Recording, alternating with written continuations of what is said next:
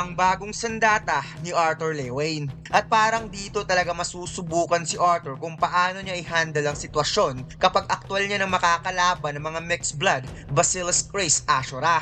At gulat na gulat nga ang ating bida sa kanyang nalaman na kahit hindi pa dumating ang mga army ni Agrona sa Dikatin ay nagsisimula na pala ang digmaan. Kaya huwag na nating patagalin pa. Let's go! And please like and subscribe sa ating YouTube channel mga lods at mag-follow sa ating Facebook page. Salamat!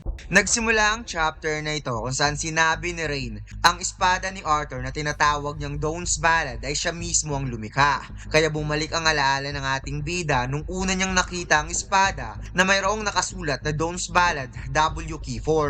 Gulat na gulat si Arthur at hindi siya makapaniwala na si Rain ang lumikha ng espadang ito.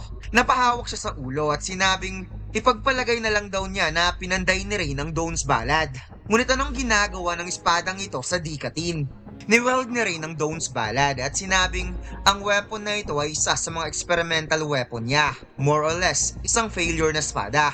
Itinapon niya ito sa Beast Glades during sa isa sa kanyang mga visits nung nanglilikom siya ng mga minerals at inaasahan niya na walang sino man ang makapagsasabi kung ano ang bagay na ito maliban sa isang itim na baston, lalo na ang makapagbubukas ng espadang ito. At hindi niya naisip na sa lahat ng tao kay Arthur ito mapupunta. Napaisip si Arthur kung bakit sinabi ni Rain na ang Dawn's Ballad ay isang failure dahil hindi pa siya nakakita ng ibang espada na talagang nagpaganda ng buhay niya. Sinabi na rin na kahit pinuri ni Arthur ang kanyang espada, as long as ginamit ito ng isang mababang nilalang, insulto pa rin ito para sa kanya. Ginawa niya ang espadang ito bilang sandata na magiging akma para sa lahat. At marahil siya ay lasing nung naisip niya ang ideyang yon. Habang si Arthur ay nag-aalala na dahil sinusubukan nitong i-bend ni Rain kung talaga bang matibay pa rin ang espada niya. Napatingin si Rain kay Wensam at sinabi na parang nagmi-make sense na ngayon ang mga bagay. Nasagot naman ni Wensam, parang ganun din sa tingin niya. Ipinaliwanag ni Wensam kung bakit niya dinala si Arthur kay Rain. Ito ay dahil para sa dalawang bagay. Una, yung ipinaliwanag niya kanina, na kahit napaka-unconventional ng pamamaraan ni Rain, napakagaling nito sa practical combat. Ang pangalawa, ay umaasa siya na magpuproduce si Rain ng espada na mas babagay sa unique na fighting style ni Arthur. Nagulat si Arthur nang nalamang talagang nagpuproduce ng espada itong si Rain at magpapanday ito ng bagong espada para sa kanya. At sinabi ni Rain na hindi ako nagpapanday ng espada bata, nililikha ko ang mga yon. Dagdag pa ni Rain na pumayag lang naman siyang magturo kay Arthur dahil may utang na loob siya kay Lord Endrat at hindi na yun lalampas dahil wala siyang oras para gumawa ng espada para sa isang mababang nilalang, kaya siya muna ang hahawak sa Dawn's Ballad sa ngayon. Nag-aalala si Arthur na napatanong na ibabalik naman siguro ni Rain ang espada na yan, hindi ba? Sinabi ni Rain na ang Dawn's Ballad ay maaaring isang matalas na weapon ngunit pinili pa rin si Arthur ng espadang ito at hindi siya proud doon, kaya hindi niya ito babawiin. Itinaas ni Rain ang kanyang kamay at kumuha siya ng espada mula sa lupa at tinose niya kay Arthur at sinabing sa ngayon, ito muna ang gagamitin para sa pagsasanay. Ginawa niya ang espadang yan para sukatin ang napuproduce na movement ng user at force impact na natatanggap dito. Mabilis na sinalo ni Arthur ang espada at sinubukan niya kagad iswing-swing sa ere. At hindi daw siya makapaniwala na ganun lang kabilis mag-summon ng espada si Rain mula sa lupa. Kaya napatugon naman itong si Rain na sa daming ipinakita niya kanina, ngayon lang ata na sorpresa ang batang ito. Sinabi ni Rain na gusto rin niya kunin ang dragon feeder ni Arthur at parang nag-aalala nga ang ating bida na napatanong kung bakit pati ito kunin ni Rain. Napahawak sa ulo si Rain dahil sumakit na talaga ang ulo niya sa kakatanong ng batang ito kung ano ang gusto niyang mangyari sa pagsasanay na ito. At sinabing, ibigay mo na sa akin yan, bilis! Napatitig si Arthur sa feeder at wala siyang choice kundi ibigay ang balahibo ni Sylvia kay Rain. Sinabi na rin na kailangan na magpahinga at matulog ni Arthur dahil magpapahinga na rin sila. At sinabi ni Arthur na akala ba niya mag-overnight silang tatlo dito sa Barren Barrier. Ngunit sinabi ni Rain na sinong nagsabi na silang tatlo, ikaw lang mag-isa mag-overnight dito dahil may meeting pa silang dalawa ni Wensam. At saka wala namang masarap na higaan kapag nasa gitna ka ng digmaan. Ginagawa lang niya ito para sa ikabubuti ni Arthur. Good night. Parang kisap mata na nawala ang dalawa matapos pumasok sa gate. At si Arthur naman ay napasabing, anong ikabubuti?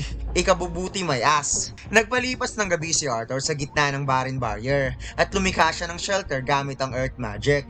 Habang natutulog, bigla siyang nakaramdam ng kakaibang ingay. Kaya nagising siya at kagad siyang tumayo. Ngunit nabunggo ang ulo niya sa bato sa sobrang baba ng shelter na nilikha niya. Kaya nagpanghawak tuloy siya sa ulo niya. Nirelease ni Arthur ang shelter at tinali niya ang kanyang buhok. Ngunit maya-maya, bigla niyang napansin ng golem na mabilis na umatake sa kanya kaya kaagad siyang nagdash upang dumistansya.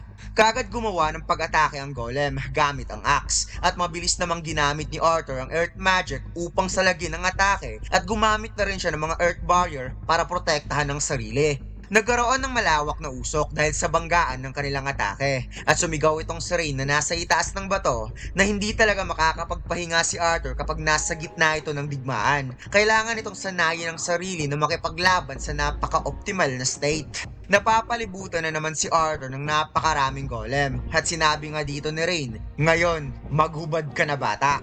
At tapating nga lang nga itong si Arthur ngunit naiintindihan naman niya dahil gustong makita ni Rain ang bawat galaw na gagawin niya. Hinubad ni Arthur ang kanyang damit at napamura at sinabihan pa si Rain na isang baliw. Pinakawalan ni Arthur ang malakas na hangin upang mawala sa posisyon ng mga golem bago siya sumugod para umatake. Habang may isang golem nga dito na nagsisilbing taga-command at sinabi ni Rain na kailangang i-take down ni Arthur ang mga golem generals, mga golem na may corona sa ulo. Isa-isang pinatumba ni Arthur ang mga golem gamit ang bagong espada at napansin niya na may golem sa likod na mainam siyang tinatarget gamit ang spear kaya mabilis niya itong pinutol pati ang kamay. May golem na mabilis na umatake sa kanyang harapan na may daladalang shield habang may dalawang golem rin na sumusunod kay Arthur na may dalang axe. Ngunit ginamit ng ating bida ang lightning upang pasabugin ng golem na mabilis na umatake sa harapan kaya hindi lang nawasak ang shield kundi tumalsik din talaga ang golem sa lakas ng kanyang atake. Habang ang golem naman sa likod ay umatake gamit ang axe. Ngunit bigla nga itong sinalag ng isang golem na kulay puti at may isa pang puting golem na biglang lumitaw sa likod at inatake lang naman ng kalabang golem na parang mayroon ding mga kakamping golem si Arthur. Sinabi ni Rain na sa digmaan ay mayroon din namang mga kakampi si Arthur at bilang isa sa pinaka main player ng digmaan, nasa kay Arthur na kung paano niya gagawin ang kanyang opensa. Inipo ni Arthur ang kanyang lakas sa kanang kamay at bigla nga itong nagbust sa mga golem ng sobrang bilis na makikitang isa-isa lang namang pinatumba mga ito na parang dinaanan lang ng kidlat sa bilis ng kanyang paggalaw. Pinugutan ng ulo ni Arthur ang huling golem na nadaanan niya at ang mga puting golem ay isa-isa na ring natatalo at sinabi nga dito ni Rain na mayroon ding disadvantage kung puro lang opensa dahil unti-unting namamatay ang mga kakampi. Sa huli nagawang mapatay ni Arthur ang golem general kaya humiga siya pagkatapos ng laban at napaka-brutal daw ng ginawa niya. Bumaba na itong si Rain at binilang ang lahat ng casualties sa kasamahan ni Arthur at umabot lang naman ng 271 habang sa side naman ng kalaban ay umabot ng 512 at hindi daw ito impressive para sa kanya dahil sobrang hina lang ng mga golem na yon at napakaraming mga kakampi ni Arthur ang namatay. Binigyan ni Rain si Arthur ng mga pagkain at maya-maya sinabi ni Rain na may pag-aaralan pa siya at matulog muna itong si Arthur dahil hindi na madali ang pagsubok nila bukas. Bumalik na sa paghiga si Arthur at madali lang siyang nakatulog dahil sa pagod. Ngunit kinabukasan, nagising siya sa napakalakas na ingay. Kagad tumayo ang ating bida at hinanda ang sarili. Ngunit nagulat siya sa kanyang nakita dahil ang kaharap niya ngayon ay mayroong sungay, may itim na balat at may matalas na ngipin habang hawak-hawak ang leeg ni Tesha. Isang higanting halimaw na sobrang pamilyar sa kanya at gulat na gulat nga itong si Arthur na hindi makapaniwala kung bakit nandito si Tesha. Kagad ginamit ng ating bida ang static void para patigilin ang oras at makikita nga natin dito mga lods habang tumatakbo itong si Arthur na napapalibutan ng ether ang kanyang katawan habang ang kalabang halimaw naman ay napapalibutan ng mga yellow spix particles. Mabilis na pinutol ni Arthur ang braso ng halimaw at nahulog kaagad si Tesha sa ground at hindi nga nag-atubili pa ang ating bida para mag-follow up kaagad ng atake ngunit mabilis na nakaiwas ang halimaw. Nag-skid ang halimaw para dumistansya mula kay Arthur at kaagad niyang pinalago ang naputol niyang braso at hindi na rin siya nag-atubili pang lumikha kaagad ng matinding magic spell gamit ang fire elements na may mga matatalas na hugis. Samantalang si Arthur ay ina-activate kaagad ang kanyang purple flame at purple lightning kung saan sabay na umatake ang dalawa at nagpang-abot ang kanilang mga atake sa ere. Parehong maiinit na magic spell ang nagbabanggaan, ngunit napansin ni Arthur na may isang atake na tumagos sa kanyang depensa, ngunit ang pinag-aalala niya ay lumiko lang naman ito papunta kay Tesha, kaya muli niyang ginamit ang static void upang patigilin ng oras at kaagad niyang hinawakan ng atake para mapigilan. Nagulat si Arthur dahil kusang bumalik ang atake sa halimaw habang ang kanyang mga kamay ay dumudugo na.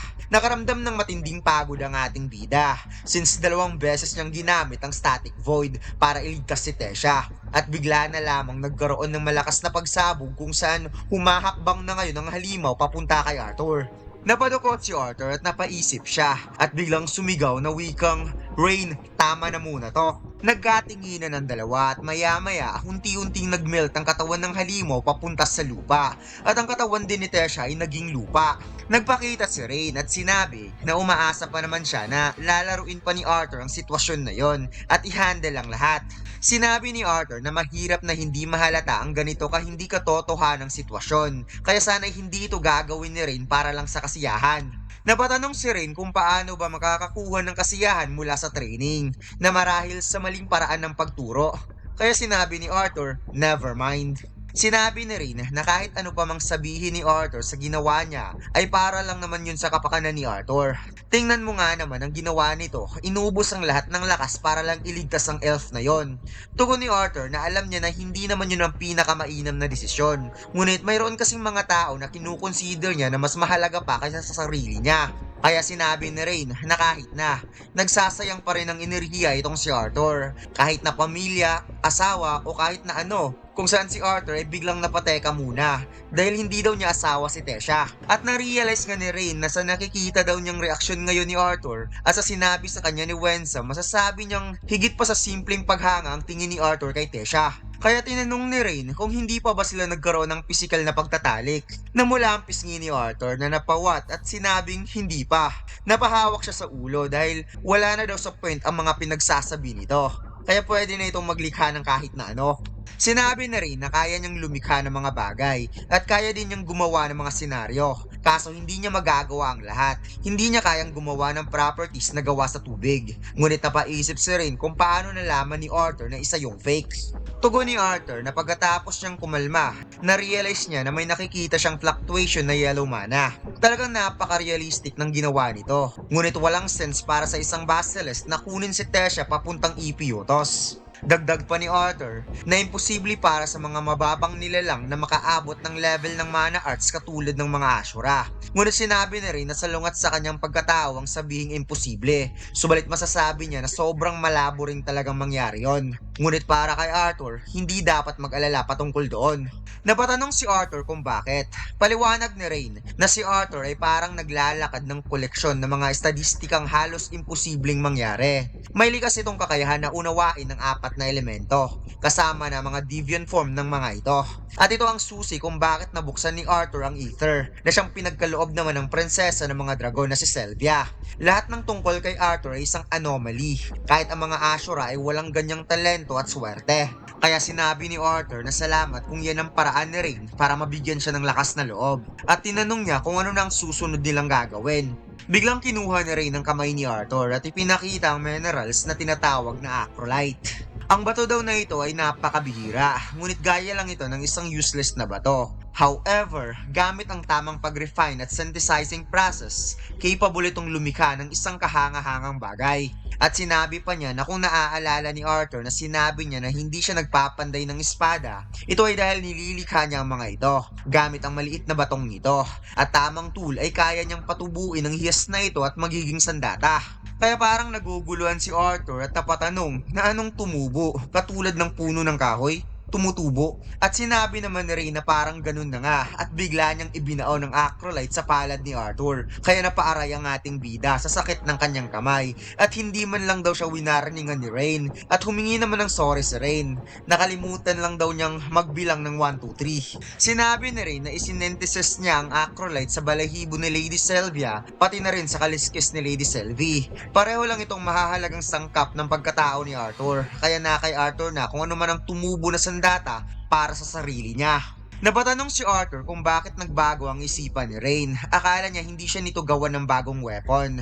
Ngunit tugon ni Rain na kailangan ni Arthur na higit pa sa mas matalas na espada para patumbahin ang mga tuta ni Agrona. At saka wala na silang natitirang oras. Nandilat ang mga mata ni Arthur na parang may masama siyang kutob sa sinabi ni Rain at napateka muna siya dahil akala niya may 2 taon pa bago magsimula ang digmaan. Napaduko si Rain at sinabing kakatanggap lang ni Wensam ng balita galing kay Aldir doon sa Dikatin at gusto niyang sabihin na ang sasabihin niya ngayon ay against sa hiling ni Lord Endrat at Wensam. Ngunit gusto niyang gumawa si Arthur ng logical na desisyon kapag nalaman ng impormasyong ito. Ang acrolite ay napaka-unpredictable.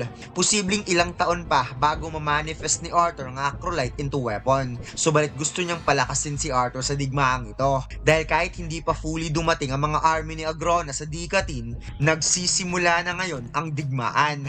Na makikitang hindi makapaniwala mga mata ni Arthur mga lods sa kanyang nalaman. At dito lang nagtatapos ang chapter na ito mga lods. Huwag mo sana kalimutan mag-like, comment at mag-subscribe sa ating YouTube channel at mag-follow sa ating Facebook page. Salamat!